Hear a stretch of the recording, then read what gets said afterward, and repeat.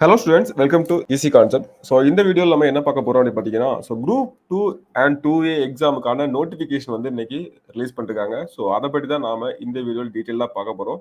So notification என்ன சொல்லியிருக்காங்க, என்ன மாதிரி போஸ்ட் இருக்குது, எவ்வளோ வேகன்சிஸ் இருக்குது, அதே மாதிரி பார்த்தீங்கன்னா இதுக்கு ப்ரிப்பேர் ஆகிறதுக்கு என்ன பண்ணணும் அப்படின்ற இதெல்லாம் நம்ம பார்க்க போறோம். ஓகேவா? ஸோ வாங்க, இதான் நோட்டிஃபிகேஷன் அவங்க டிஎன்பிசி நமக்கு வெளியிட்டது. ஸோ அதில் எல்லா இன்ஸ்ட்ரக்ஷனுமே கிளியராக கொடுத்துருக்காங்க. கிட்டத்தட்ட ஒரு 79 பேஜஸ்க்கு கொடுத்துருக்காங்க. ஸோ டேட் ஆஃப் நோட்டிஃபிகேஷன் அது இந்த இடத்துல மென்ஷன் பண்ணிருக்காங்க. ஸோ நமக்கு பார்த்தீங்கன்னா இன்னைக்கு 26/2024. ஸோ இன்னைக்கு தான் அதை ரிலீஸ் பண்ணிருக்காங்க.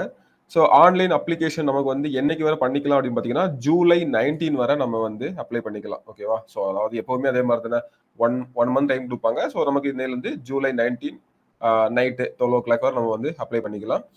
ஸோ அதுக்கப்புறம் கரெக்ஷன் பண்றதுக்கான சில டைமும் கொடுத்துருக்காங்க. ஓகேவா? ஸோ அது கரெக்ஷன் பண்றதுக்காக அந்த விண்டோ 24, 25, 26 அந்த 3 நாள் மட்டும் ஓப்பன்ல இருக்கும். ஓகேவா? ஸோ 24, 25, 24 டு ஜூலை 24 டு 26 வரை நமக்கு ஓப்பனா இருக்கும். ஸோ அந்த டைமை நம்ம யூஸ் பண்ணி கரெக்ஷன் பண்ணிக்கலாம். ஸோ இதுக்கான எக்ஸாம் எப்போ ஆக்சுவலாக பிளானர்ல என்ன சொல்லிருந்தாங்கன்னா நமக்கு 28 சொல்லியிருந்தாங்க. ஆனா நமக்கு எக்ஸாம் பார்த்தீங்கன்னா 14 வருது. செப்டம்பர் 14 நமக்கு எக்ஸாம். ஸோ எக்ஸாமோட பேட்டர்ன் உங்களுக்கு எல்லாம் தெரியும். ஸோ ஆல்ரெடி இப்போதான் குரூப் 4 முடிச்சவங்களுக்கு எல்லாமே இந்த பேட்டர்ன் எல்லாம் தெரியும். ஸோ சேம் பேட்டர்ன் தான். என்ன அங்கே நமக்கு இங்கிலீஷும் வரும். ஓகேவா? ஸோ பார்த்தீங்கன்னா date of preliminary exam. So 14 September நமக்கு எக்ஸாம். ஸோ எக்ஸாம் பேட்டர்ன் அந்த விஷயங்கள் எல்லாமே தெரியும். ஸோ 9:30 to 12:30 நமக்கு 3 hour எக்ஸாம் நடக்கும். அதுக்கப்புறம் ஒரு 15 minutes நமக்கு கவுண்ட் பண்ணுறதுக்காக டைம் கொடுப்பாங்க. ஆனால் நம்ம 9 o'clock ஹால்குள்ளே போயிடணும். ஸோ இந்த விஷயங்கள்லாம் தெரியும். மெயின்ஸ் எக்ஸாம் நமக்கு இருக்கு. மெயின்ஸ் எக்ஸாம் எப்படின்னா ரிசல்ட் விட்டதுக்கு அப்புறம் தான் அந்த டேட் நமக்கு சொல்லுவாங்க. ஓகேவா? ஸோ அதுக்கேற்ற மாதிரி நம்ம ப்ரிப்பேர் ஆகிக்கலாம். ஸோ நமக்கு பார்த்தீங்கன்னா இன்னிலிருந்து கரெக்டாக ஒரு 85 days இருக்கு. ஓகே. ஸோ அதுக்கேற்ற மாதிரி உங்களுடைய ப்ரிப்பரேஷனை ஸ்டார்ட் பண்ணிக்கோங்க. 84 days எக்ஸாக்டாக சொல்ல போனால். ஓகே. ஸோ இதில் மேலே கொடுத்துருக்கதா இங்கே டீட்டெயிலாக கொடுத்துருக்காங்க. எப்படி நமக்கு அப்ளை பண்ணணும் அந்த விஷயங்களும் தெரியும். ஸோ அந்த அப்ளை பண்ண விஷயங்கள் தெரியாதவங்க நம்ம அதுக்கு தனியாக பண்ணலாம். ஸோ இதில் போஸ்ட் அண்ட் வேகன்சிஸ் கொடுத்துருக்காங்க. குரூப் 2ல என்னென்ன போஸ்ட்லாம் இருக்குது, குரூப் 2Aல என்னென்ன போஸ்ட்லாம் இருக்குது அப்படின்னு சொல்லி கொடுத்துருக்காங்க. ஓகேவா? ஸோ குரூப் 2ல பார்த்தீங்கன்னா இதில் இந்த வாட்டி கொஞ்சம் அதிகமாக இருக்குது. லாஸ்ட் இயர் 200 சம்திங் தான் இருந்துச்சு. இந்த வாட்டி குரூப் 2ல மட்டுமே நமக்கு பார்த்தீங்கன்னா ஒரு 507 போஸ்ட் நமக்கு கொடுத்துருக்காங்க. ஸோ இது ஒரு நல்ல ஆப்பர்ச்சுனிட்டி. மிஸ் பண்ணிடாதீங்க அப்படின்ற மாதிரி. ஸோ இதில் என்ன ஒரு விஷயம் என்னன்னா நமக்கு இந்த ஃபாரஸ்ட்டையும் இதில் ஆட் பண்ணிருக்காங்க. ஸோ நமக்கு பார்த்தீங்கன்னா மொத்தம் இருக்கு. இது போக நமக்கு பார்த்தீங்கன்னா குரூப் 2A. ஸோ குரூப் 2Aல எக்கச்சக்கமான போஸ்டிங். ஸோ டோட்டலாக நமக்கு ஒரு 2000க்கு மேலே போஸ்டிங் நமக்கு இருக்குது. ஸோ இது ஒரு நல்ல வாய்ப்பு. மொத்தமாக நமக்கு சேர்த்து ஒரு 2 இதில் ஒரு 1820 வேகன்சிஸ் இருக்குது. ஸோ மொத்தமாக நமக்கு பார்த்தீங்கன்னா 2000 கிட்ட 2000 சம்திங் வருது.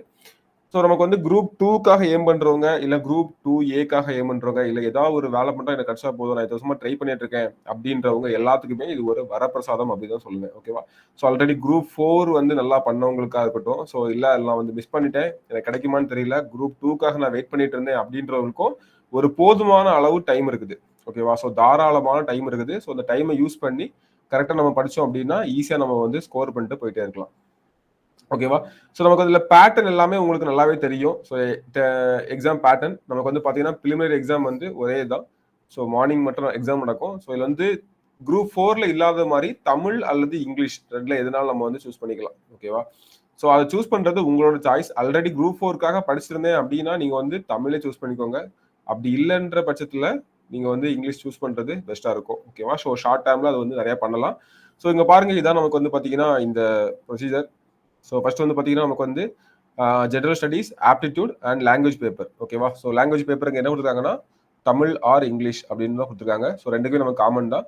ஸோ இது தமிழும் ஆப்டிடியூடும் நமக்கு பார்த்தீங்கன்னா எஸ்எல்சி ஸ்டாண்டர்ட். ஆனால் எஸ்எஸ்எல்சி ஸ்டாண்டர்ட் சொல்லுவாங்க. ஆனால் எஸ்எஸ்எல்சி ஸ்டாண்டர்டுக்கு நீங்கள் ரெடி ஆகக்கூடாது. ஸோ நீங்கள் தமிழ் படிக்கிறீங்க அப்படின்ற பட்சத்தில் 11th 12th புக் உட்பட அதில் ஒரு சிறப்பு தமிழ் ஒரு புக் இருக்கும். ஸோ அது உட்பட எல்லாத்தையுமே நீங்கள் படிக்கணும். ஸோ கண்டிப்பாக அதுலேருந்து கொஸ்டின்ஸ் வரும். ஆல்ரெடி குரூப் 4லேயே நிறைய பேர் அந்த டிஃபிகல்ட்டியை ஃபேஸ் பண்ணிருப்பீங்க. அதே மாதிரி பார்த்தீங்கன்னா ஜென்ரல் ஸ்டடீஸ் ஓப்பனாகவே கொடுத்தாங்க டிகிரி லெவல். ஓகேவா? ஸோ டிகிரி ஸ்டாண்டர்டில் ஸோ 75 கொஸ்டின்ஸ் வரும். மொத்தம் நமக்கு 200 கொஸ்டின்ஸ், 300 மார்க். ஓகேவா? ஸோ இந்த மினிமம் குவாலிஃபிகேஷன் நமக்கு தேவையில்லை. எல்லாருமே 90 அப்படின்றது. ஸோ மினிமம் 90 எடுத்தால் தான் குவாலிஃபிகேஷன் அப்படின்னு சொல்கிறாங்க. ஆனால் நமக்கு என்ன எடுக்கணும், லாஸ்ட் டைம் கட் ஆஃப் பார்த்தீங்கன்னா ஜென்ரல் கட் ஆஃப் பார்த்தீங்கன்னா 145 நியர்லி 150 கிட்ட வந்துருந்து.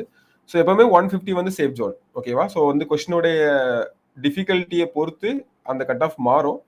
ஸோ ஒரு ஆவரேஜா சொல்றோம் அப்படின்னா 150 நமக்கு வந்து ஒரு சேஃப் ஜோன் அப்படின்றது மாதிரி தான். ஓகேவா? ஸோ இதுக்கப்புறம் பார்த்தீங்கன்னா நமக்கு வந்து மெயின்ஸ் நடக்கும். ஸோ மெயின்ஸ் நம்ம வந்து பின்னாடி பார்க்கலாம். ஸோ இப்போ நம்ம டீட்டெயிலா போக வேணாம். இப்போ நம்ம இந்த பிலிமினரி எக்ஸாமுக்காக நம்ம வந்து என்னென்ன விஷயங்கள் பண்ணலாம் அப்படின்றத மட்டும் நம்ம இதுல வந்து தெளிவா பார்க்கலாம். ஓகேவா? ஸோ இதுல வந்து நிறைய விஷயங்கள் கொடுத்துருப்பாங்க. இதுக்கு மேல நம்ம வந்து போக வேணாம். இதுல நீங்க வந்து உள்ள ஃப்ரீயா பார்த்துக்கோங்க. ஸோ இப்போ பார்த்தீங்கன்னா நமக்கு வந்து ஃபர்ஸ்ட் விஷயம் எங்க இருந்து ஸ்டார்ட் பண்றோம்னா எந்த லாங்குவேஜ் பேப்பர் வந்து சூஸ் பண்ணணும் அப்படின்றத தெளிவா முடிவு பண்ணிக்கோங்க. ஓகேவா? ஸோ ஏன்னா இந்த இதுல உங்களுடைய கட் ஆஃபை தீர்மானிக்க போறதே லாங்குவேஜ் பேப்பர் தான். ஸோ அதை வந்து கரெக்டாக சூஸ் பண்ணிக்கோங்க. ஸோ தமிழா இங்கிலீஷா அப்படின்ற சூஸ் பண்ணிக்கோங்க. என்னோட சஜஷன் என்னன்னு கேட்டிங்கன்னா தமிழ் வந்து உங்களுக்கு நிறைய இடத்துல யூஸ் ஆகும். இங்கிலீஷ் வந்து படிக்க ஈஸியா இருக்கும். ஓகேவா? ஸோ அதுதான். இப்போ உங்களுக்கே வந்து கன்ஃபியூஸா இருக்கும் எதை சூஸ் பண்றது அப்படின்னு சொல்லிட்டு. நிறைய இடத்துல யூஸ் ஆகுறத சூஸ் பண்ணுவோமா இல்ல வந்து படிக்கிறதுக்கு ஈஸியா இருக்க சூஸ் பண்ணுவோமா அப்படின்றது உங்களோட சாய்ஸ் தான். ஓகே. ஸோ சில பேருக்கு தமிழே வராது அப்படின்ற பட்சத்தில் தமிழ் எனக்கு இப்போ உட்காந்துலாம் படிக்க முடியாது அப்படின்ற பட்சத்துல நீங்க வந்து இங்கிலீஷ் சூஸ் பண்றது ரொம்ப பெட்டர். எனக்கு தமிழ் வந்து நல்லாவே வரும். நான் நல்லாவே பண்ணுவேன். ஸோ இன்னும் ஒரு 80 டேஸ் இருக்குது. நான் இப்போ ஆரம்பிச்சோட முடிச்சிருவேன் அப்படின்ற கான்ஃபிடென்ட் இருந்தா கண்டிப்பா அதை பண்ணுங்க. ஸோ அது உங்களுக்கு எனக்குமே ஆல்ரெடி குரூப் 4க்காக ப்ரிப்பேர் பண்ண எல்லாருமே நீங்க வந்து கண்டிப்பா தமிழே எடுத்துக்கோங்க. ஓகேவா? ஸோ அதுல என்னென்ன மிஸ்டேக்ஸ்லாம் பண்ணீங்களோ என்னென்ன தவறுகள்லாம் பண்ணீங்களோ கண்டிப்பா அதை வந்து நல்லா கொடுத்துருப்பேன் நம்புறேன். அப்படி கொடுத்தவங்க என்னென்ன தப்புலாம் பண்ணீங்களோ அதை மட்டும் நீங்க வந்து கரெக்ஷன் பண்ணிட்டு இந்த எக்ஸாம் அப்ரோச் பண்ணா போதும். ஸோ உங்களுக்கே தெரியும் எந்த இடத்துல நான் வந்து படிக்காம இருந்தேன், எந்த இடத்துல லேகா இருந்தேன், எந்த இடத்துல வந்து தப்பு பண்ணேன், அதெல்லாம் எப்படி கரெக்ட் பண்ணணும், மீதி உள்ளதை எப்படி நான் வந்து ரிவைஸ் பண்ணணும் அப்படின்ற விஷயத்த மட்டும் நீங்க பார்த்தாலே போதும். அதிக இம்பார்ட்டன்ஸ் நீங்க வந்து ஜிஎஸ்ல படிக்காத பகுதிகளுக்கு வந்து கொடுக்கலாம். ஓகேவா? ஸோ அதனால தமிழுக்கும் ரொம்ப முக்கியத்துவம் கொடுங்க. நான் வந்து இது வந்து குரூப் 4 ஆல்ரெடி ப்ரிப்பேர் பண்ண உங்களுக்காக சொல்லிட்டு இருக்கேன். ஸோ மற்றவங்க நீங்க உங்களோட லாங்குவேஜை சூஸ் பண்ணதுல ரொம்ப கவனமா இருங்க. ஓகேவா? ஸோ ஷார்ட் டைம்ல படிக்கணும்னு நினைச்சீங்கன்னா இங்கிலீஷ் சூஸ் பண்ணிக்கோங்க. இல்லை எனக்கு இங்கிலீஷ் வந்து வரவே வராது, நான் வந்து புதுசாலாம் அதை வந்து உட்காந்து பார்க்குற மைண்ட் செட்டே இல்லை, தமிழே பார்த்துக்கிறேன்னா பண்ணிக்கோங்க. Okay. So first thing. So second வந்து என்னன்னு பார்த்தீங்கன்னா நமக்கு வந்து ஜிஎஸ். ஸோ ஜிஎஸ் பேப்பர் வந்து பார்த்தீங்கன்னா ரொம்ப கிளியராக பார்த்துக்கோங்க. நம்ம ஆல்ரெடி நம்ம சேனல்ல நிறைய வீடியோஸ் வந்து எப்படி ஜிஎஸ்ஸை ஒரு குறிப்பிட்ட 75 டேஸ்ல எப்படி கம்ப்ளீட் பண்ணலாம், 50 டேஸ்ல எப்படி கம்ப்ளீட் பண்ணலாம், 100 டேஸ்ல எப்படி கம்ப்ளீட் பண்ணலாம் வீடியோ பண்ணியிருக்கோம். ஸோ இப்போ நான் வந்து ஷார்ட்டா சொல்றேன். நீங்க எங்க இருந்து ஜிஎஸ் ஸ்டார்ட் பண்ணணும் அப்படின்னு பார்த்தீங்கன்னா, ஸோ நீங்க டெய்லியுமே ஒரே சேம் டைம்ல நீங்க வந்து ரெண்டையும் படிக்கணும். மீன்ஸ் ரெண்டும் நான் எது சொல்றேன்னா ஃபர்ஸ்ட் வந்து மார்னிங் செஷன் நீங்க வந்து தமிழுக்கு வந்து கொடுத்தீங்க அப்படின்னா, அதாவது லாங்குவேஜுக்கு கொடுத்தீங்க அப்படின்னா, ஸோ இன்னொரு பக்கம் வந்து பார்த்தீங்கன்னா ஜிஎஸ் கொடுக்கணும். ஸோ ஜிஎஸ்லேயே வந்து பார்த்தீங்கன்னா நமக்கு வந்து ஜிஎஸ்லேயே நீங்க வந்து ரெண்டா பிரிச்சுக்கலாம். ஒன்று வந்து ஈஸி ஸ்கோரிங் பேப்பர், இன்னொன்று வந்து பார்த்தீங்கன்னா படிக்க கஷ்டமா இருக்கும். ஆனா படிச்சா கண்டிப்பா வந்து அதுல நிறைய கொஸ்டின்ஸ் வரும். ஓகேவா? ஸோ எக்ஸாம்பிள் பார்த்தீங்கன்னா யூனிட் 8. ஸோ யூனிட் 8 வந்து கொஞ்சம் உங்களுக்கு படிக்க டிஃபிகல்ட்டா இருக்கலாம். ஆனா ஒன்ஸ் நீங்க அதை படிச்சீங்க அப்படின்னா 10 to 12, 13 கொஸ்டின்ஸ் வந்து எதிர்பார்க்கலாம். 75 கொஸ்டின்ல 13 கொஸ்டின் எதிர்பார்க்கலாம். யூனிட் 9 அதே மாதிரி நீங்க கிட்டத்தட்ட ஒரு 10 கொஸ்டின் எதிர்பார்க்கலாம். அதுக்கப்புறம் படிக்க ஈஸியா இருக்க டாபிக்லாம் ஒரு பக்கம் எடுத்துருங்க. இப்போ பாலிட்டி ரொம்ப ஈஸியா இருக்கும், ஐஎன்எம் ஈஸியா இருக்கும், ஹிஸ்டரி ஈஸியா இருக்கும், ஜியோகிராஃபி எக்கனாமி ஈஸியா இருக்கும். ஓகேவா?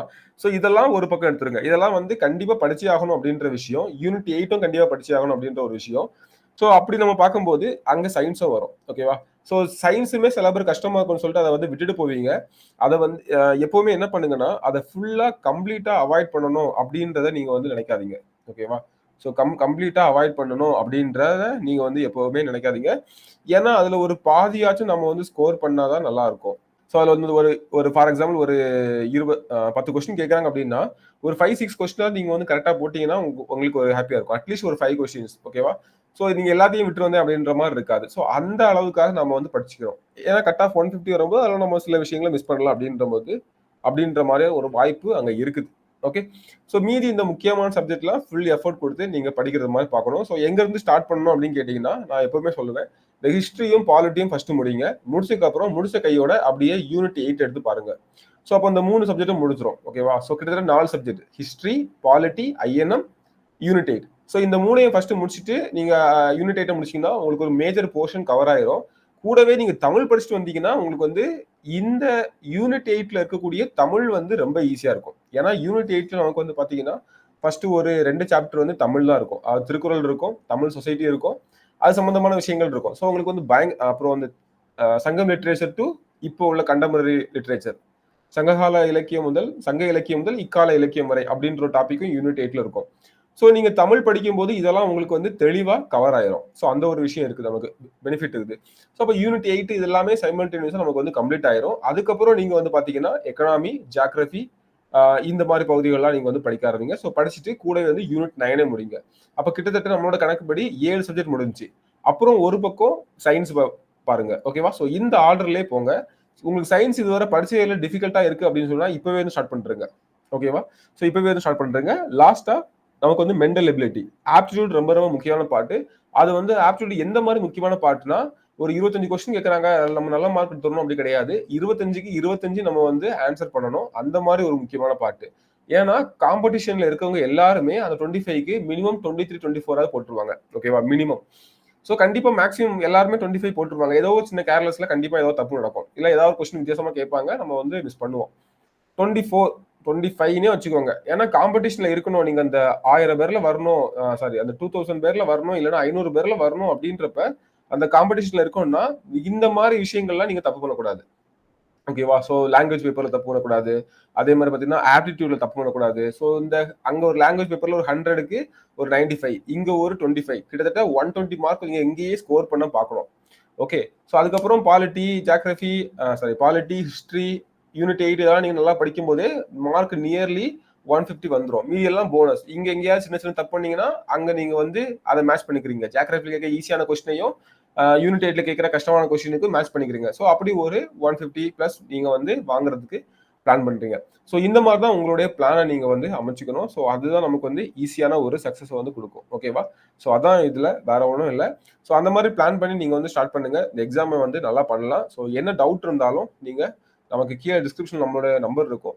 நம்மளோட இன்ஸ்டிடியூட் நம்பர் இருக்கும். ஸோ நீங்க கால் பண்ணி எப்ப வேணாலும் கேட்டுக்கலாம். ஸோ தேங்க் யூ ஃபார் வாட்சிங். ஸோ அடுத்த ஒரு வீடியோல நான் உங்கள சந்திக்கிறேன்.